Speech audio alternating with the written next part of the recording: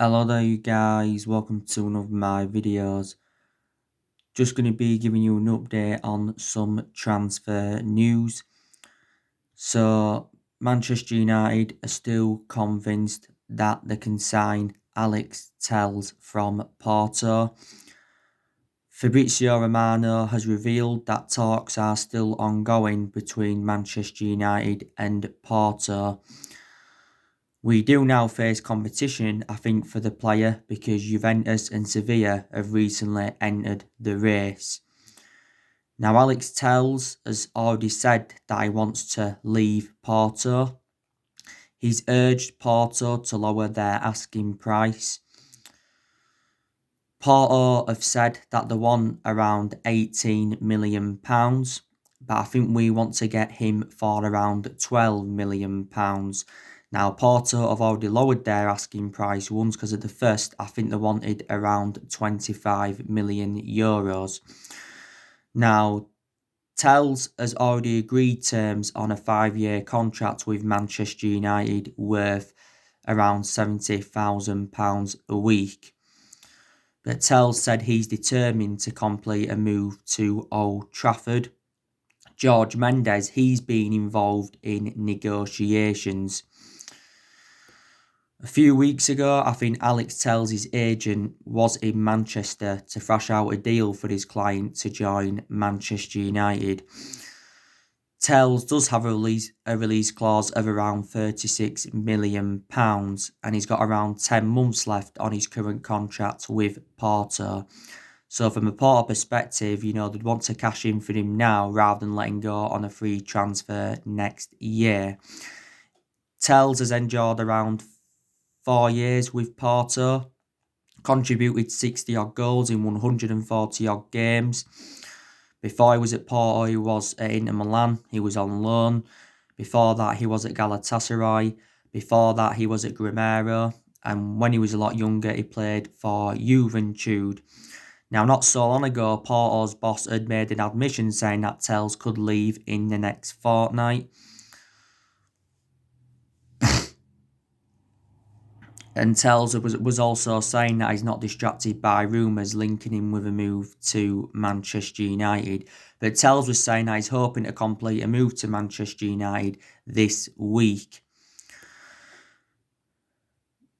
So, could be our second signing in this summer transfer window. Alex Telles is predominantly a left back, and I said it's very beneficial if Manchester United can get a left back in. We have got two predominant left backs in the team at the moment, and that's Luke Shaw. He's our first choice left back, but my element of concern about Luke Shaw is injury prone. And Brandon Williams, he's our backup left back. And another reason why we're in for Alex Telles now is because we missed out on Sergio Reguilon. Now, I want to delve into some news on Jadon Sancho. So I think Jadon Sancho to Manchester United is still alive. Now, like I updated you yesterday, it says that Manchester United are preparing to put a final bid of 90 million in for Sancho next week. So we will offer 75 million up front with 15 million in add-ons. It did say, a few weeks ago we could wait until the final week of the transfer window to make our move for Jadon Sancho. Sancho is desperate to link up with 3 players at Manchester United, and that's Harry Maguire, Marcus Rashford and Mason Greenwood. Sancho has also revealed that Rashford is the most skillful player he has ever played with. Now, David Ornstein, who's from The Athletic, he recently provided us with some news on Sancho, and he says that, the personal terms have been agreed on a long-term contract. He did mention that Manchester United are looking at alternatives to Sancho. We've been looking at Ivan Perisic. We've been looking at Ousmane Dembele.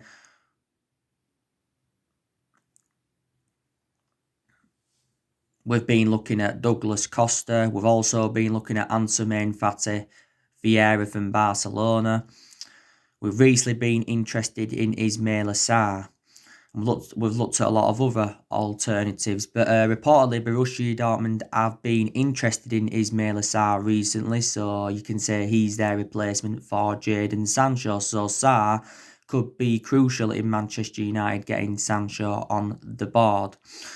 Now, don't forget Sebastian Kell, who's their head of football, said that Sancho will be staying at Dortmund in the summer, this summer. And he won't be leaving.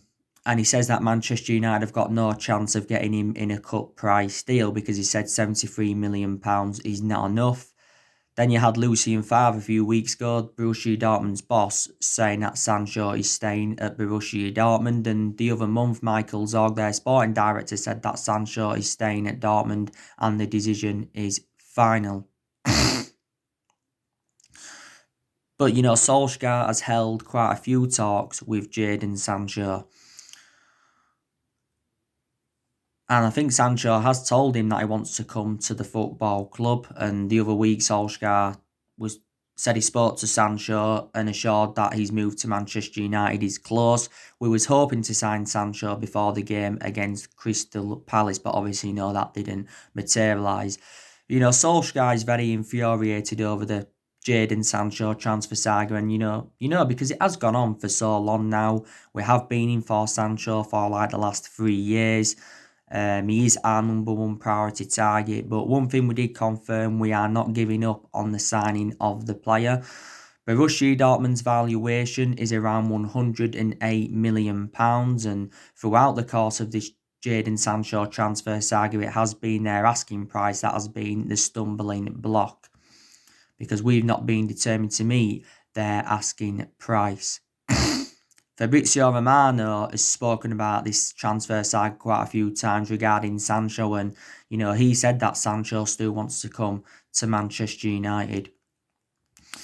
Now, I've already outlined the reasons why I want him at the football club is because he would exceed expectations if he comes to the Premier League. Plus, he's got a very, very good friendship with Rashford. Plus, he's predominantly a right winger, and plus, he's still very, very young. He's Sancho. You know, Sancho has enjoyed a few good years with Borussia Dortmund. You know, this season's I think it's his 4th season with Dortmund. Dortmund only paid £8 million in for Man City back in 2017. The main explanation why I left Manchester City, because he didn't get assured any first team opportunities.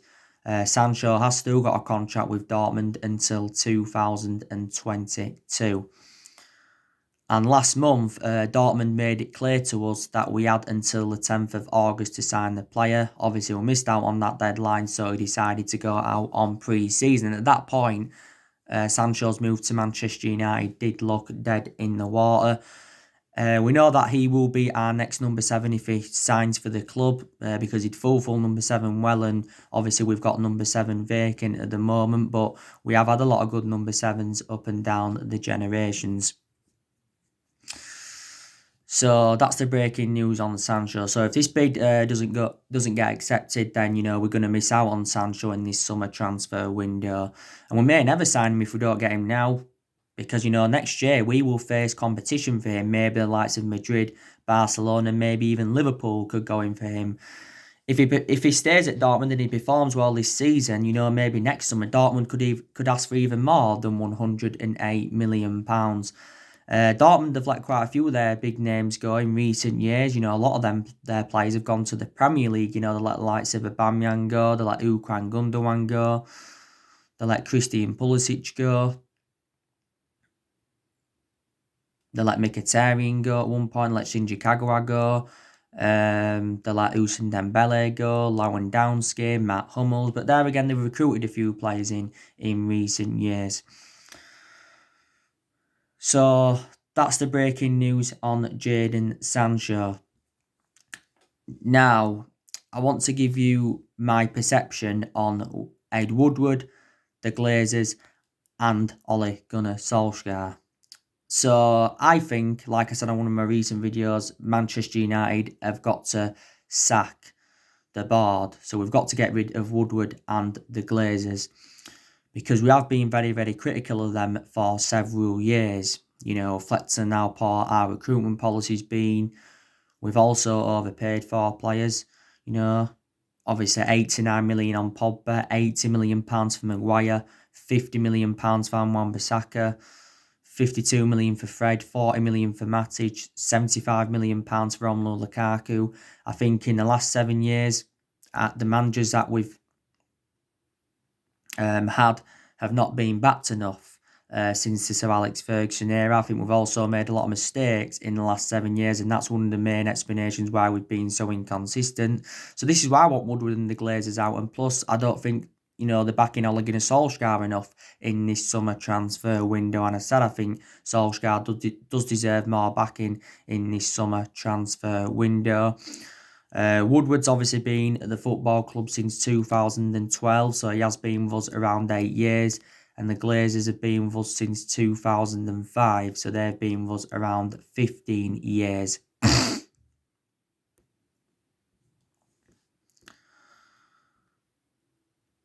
And Patrice Evra, he recently did a video and he launched a stunning attack on Woodward and the Glazers. Matt Judge was also mentioned. I'll give you a bit more information on Matt Judge recently. Matt Judge is a assistant transfer negotiator at Manchester United. He has been this since 2016, but he's been at the club for around 7 years now as Matt Judge. We got him. I think we got him in 2012, or was it 2013, to replace David Gill. Like Woodward, Matt Judge studied at Bristol University. And he's got actually 13 years of experience in investment banking. And Evra, was saying that, he's to blame for the failure of transfers, is Matt Judge.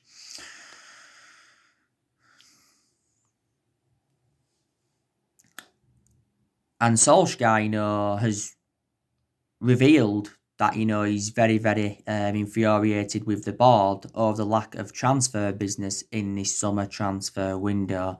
We have only made one signing so far in this summer transfer window, and that was Donny van de Beek. But Solskjaer said, he wants to make around 3 more signings after Donny van de Beek. And there's under 2 weeks left now until this summer transfer window shuts. And like I said to you, Manchester United have got to make more signings. We've also got to offload players as well. Departures are proving difficult, to be honest with you. The reason we've got to sell players is because, quite frankly, there is still deadwood at the football club. Plus, we'll generate money and it will help us with our rebuilding process. Now, I've heard that 2 players have asked to leave Manchester United, and that's obviously, Chris Smalling and Marcus Rojo. Roma want to obviously, get Chris Smalling. Roma put a first bid in of £12 million for Smalling, but this had been turned down by Man United because we want around £18 million. And it said in the coming days, Roma are preparing to put a second bid in for the player. I think Smalling wants to go to Italy. Don't forget, he was out on loan with Roma last season, where he was a revelation. And Solskjaer, did say during our Europa League campaign that Smalling does still possibly have a future at Man United, and he was in regular contact with Smalling whilst he was out on loan with Roma. He was also asked about Smalling yesterday in the press conference building up to the Brighton game. Is he going to be part of the first team plans if his move to Roma doesn't materialise? And Solskjaer said, we'll just have to see what happens before the window shuts. But Smalling's enjoyed around, 9 or 10 years with Manchester United. I heard that Inter Milan are also interested in him. Marcus Rojo, we've definitely got to get rid of him because obviously he won't get in the team. He hasn't really been a first team regular since he came in. We paid around £16 million for Marcus Rojo from Sporting Lisbon back in 2014.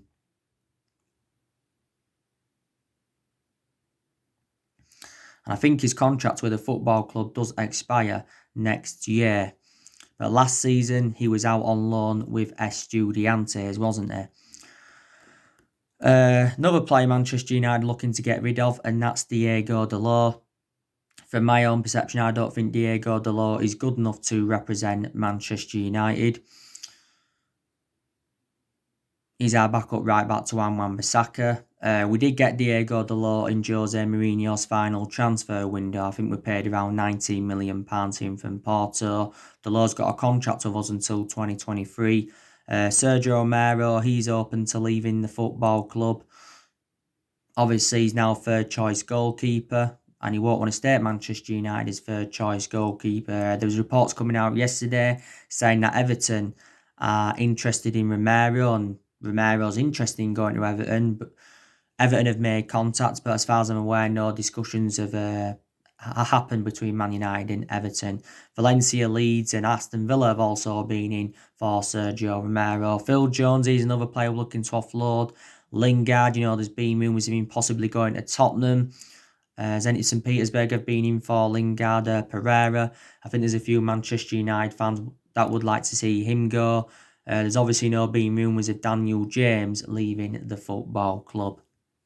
So there you go. Let's delve into Solsjaer then. My perception on him is that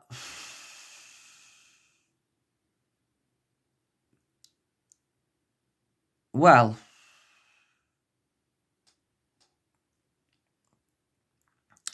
I've said I think he needs more time at Manchester United. That's one thing. Obviously, this season is his second full season at the football club. And I said, this season is big for Ole Gunnar Solskjaer because he knows that he's got to exceed his expectations if he is to remain Manchester United manager. Now, I think for us to mount a title challenge up this season, we have got to make at least a couple of more signings before the summer transfer window shuts.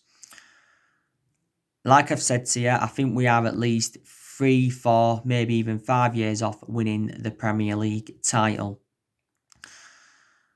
One of the priorities this season will be to win a trophy because obviously, we've not yet won out in terms of silverware under the Ole Gunnar Solskjaer era, and he has been at the football club now nearly 2 years, and we haven't won a trophy for over 3 years.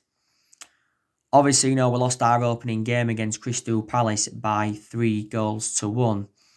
And I presume after that game, there would have been a few Manchester United fans criticising Solskjaer and that. Because some of the blame does stem from Solskjaer, because to be honest with you, in a lot of games at Manchester United, he has been very tactically naive, so he has definitely got to improve his decision-making. That defeat to Crystal Palace was our worst defeat on an opening day of a Premier League season since 1995, and it was the second season in a row in the Premier League that we'd lost to Crystal Palace at Old Trafford. But to be fair, we did bounce back with a 3-0 win against Luton in the Carabao Cup third round. And obviously, we do play Brighton today, and it is a 12:30 kickoff. So today, we are looking for our first win in the Premier League. But today's our second game of the Premier League season. But I can give you more of a perception on Solskjaer as we delve more into the season. So I may be able to give you more of a perception after maybe the next 7 to 8 games. But Solskjaer was saying, before this season started,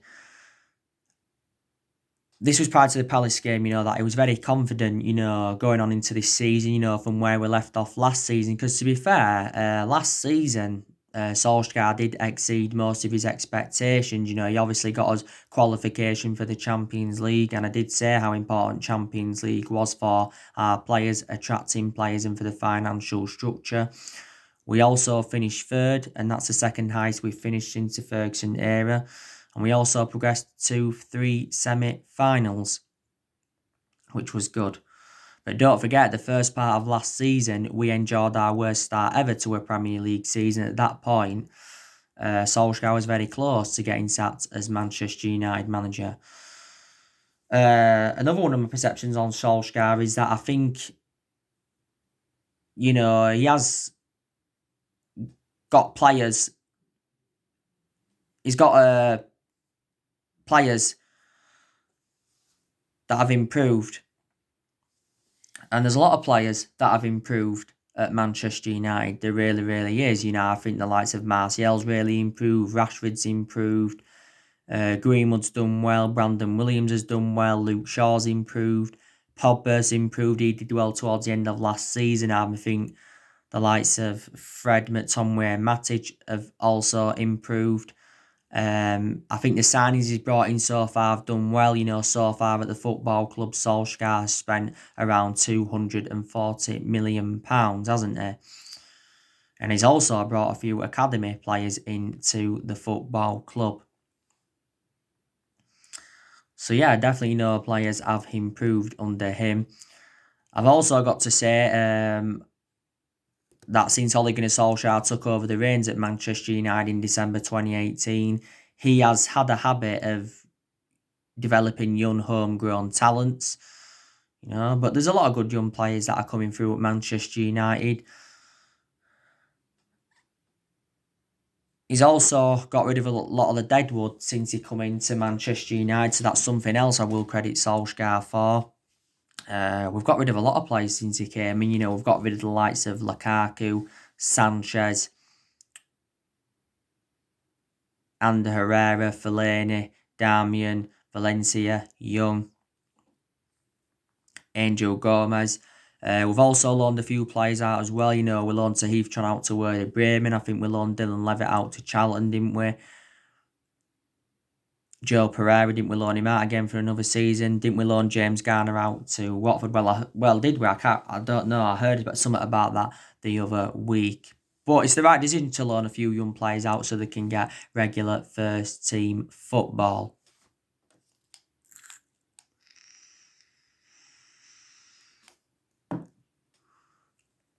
Yeah. And another one of my perceptions on Solskjaer is that I like him a lot. Let's be honest though, he hasn't got a proven pedigree behind him. That's one of my element of concerns. But he has gained that managerial experience now, reflecting how long he's been at Manchester United. Man United is the third club in his managerial career. Before he was with us, he was at Molde, won a few Norwegian titles there. And before that, he was at Cardiff. And to be honest with you, his record at Cardiff was absolutely disastrous. And, Solskjaer was also a great player for the football club for 11 years. He flourished under Ferguson's guidance, so he is a club legend. But I just want his managerial tenure to work out. I think as it stands at the moment, he's just got under 2 years left on his current contract. But like I said, Solskjaer's publicly admitted that Manchester United have got to spend money in this summer transfer window. We haven't marked any title challenge up in the last 7 years. We haven't won the Premier League since 2013. So that just indicates how inconsistent we have been in the last 7 years. In the last 7 years, we've spent close to the £1 billion range on players. We've recruited over 30 odd players since the Sir Alex Ferguson era. And a lot of them players haven't been the right calibre players for Manchester United. I think we've also had different managers with different philosophies. We've sacked 3 managers since the Ferguson era, and that was obviously, David Moyes, Louis van Gaal and Jose Mourinho. And we've also only won 3 trophies since Ferguson's retirement. That was the FA Cup under Van Gaal and the Europa League and the League Cup under Jose Mourinho. So we have been inconsistent for so long. But, there's still some Manchester United fans, that don't think Solskjaer is the right manager and don't think he's the foreseeable future. And there's still some Man United fans that think we've got to get a manager in with a proven pedigree. Prime example, a Jurgen Klopp from Liverpool or maybe Pep Guardiola from Manchester City, a manager of that calibre. Now, if we did decide to sack Solskjaer, things were to go wrong from now, who would come in, maybe Pochettino would be the favourite.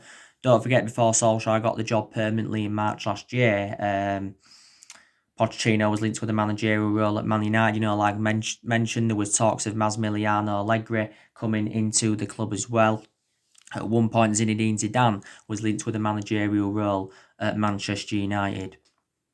But we haven't really got the structure to keep sacking managers.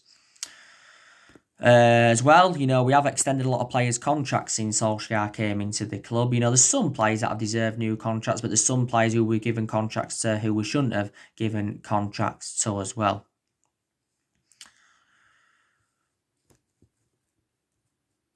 But I think Solskjaer has been promised more transfers.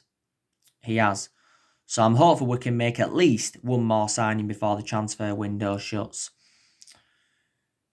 And we've missed out on a lot of our targets as well throughout the course of this summer transfer window. We missed out on McGeelan, we missed out on Bailey, went back to Tottenham. We missed out on Jack Grealish. He recently signed a 5-year deal with Aston Villa. Don't forget in January as well, we missed out on Erling Haaland. We also missed out on Jude Bellingham. So we have missed out on a lot of our targets. I've told you the key areas where Man United have got to strengthen up. We've obviously got to get a centre-half in. We need someone to go alongside Harry Maguire because, quite frankly, Lindelof's not good enough. And, Eric Bailly's good, but he's too injury-prone. I think Eric Bailly, to be honest with you, this season will be playing a lot more alongside Harry Maguire, as Solskjaer's already confirmed. Bailly will be playing today against Brighton. Because Solskjaer, I think, was impressed with our defensive record last season. But I don't think we're going to get a centre-half in this summer transfer window. I think Solskjaer's going to leave it until next year to get a centre-half in. Because we have actually, got 7 centre-halves in the team. Like I said, we need a left-back in. We're obviously, trying to get a right winger on the board. But you can see that Solskjaer's trying to improve the squad and he's trying to change the culture of the club. Like I said, another one of my element concerns as well. There's teams around us that have also done very, very good recruitment. Chelsea have made good signings, Arsenal have made a couple of signings, Liverpool have made signings, Everton have made signings, Tottenham have made signings, City have made a couple of signings, Leeds United, they've even made a few signings as well. But yeah, we'll be on later on for my match reaction from the Brighton-Manchester United game. You saw my preview that I recently did. Yesterday, I gave you my reaction to Ole Gunnar Solskjaer's press conference and that. And a lot of United fans didn't like Solskjaer's press conference yesterday. He was obviously asked, does he expect ins and outs to be busy next week? And he said, if anything updates, he will notify us and all of that. He did issue a no-nonsense statement on Sergio Romero and Rojo, so it's likely them two are going to be leaving the club. He says, are the back line strong enough? And he's in his basically, saying that Lindelof's going to be dropped and Bailly's going to be playing ahead of him instead. And he said it's very imperative that we bounce back from that 3-1 defeat to Crystal Palace. We do play Brighton twice. We play them today and then we play them next week in the Carabao Cup 4th round. So we've got them twice in a matter of days. And they've been in a good vein of form recently, Brighton. They have, they've won their last 3 games. And Solskjaer was also talking about Donny van der Beek, Paul Pogba and Bruno Fernandes. He was asked, can they play as a midfield trio? Some United fans think they can, some United fans think they can't. And I think Solskjaer believes they can play as a midfield trio. So they all could be starting in today's game for the very, very first time. So that means Donny van der Beek will be making his full Premier League debut for the club. And if we win today's game, that will be Solskjaer's 51st win as Manchester United manager, because at the moment he's won 50 games as Manchester United manager. So anyway, guys, that's everything to update today. Drop me comments, likes below on the channel. If you do, consider subscribe as always, and take care. God bless, and I'll see you all again very, very soon.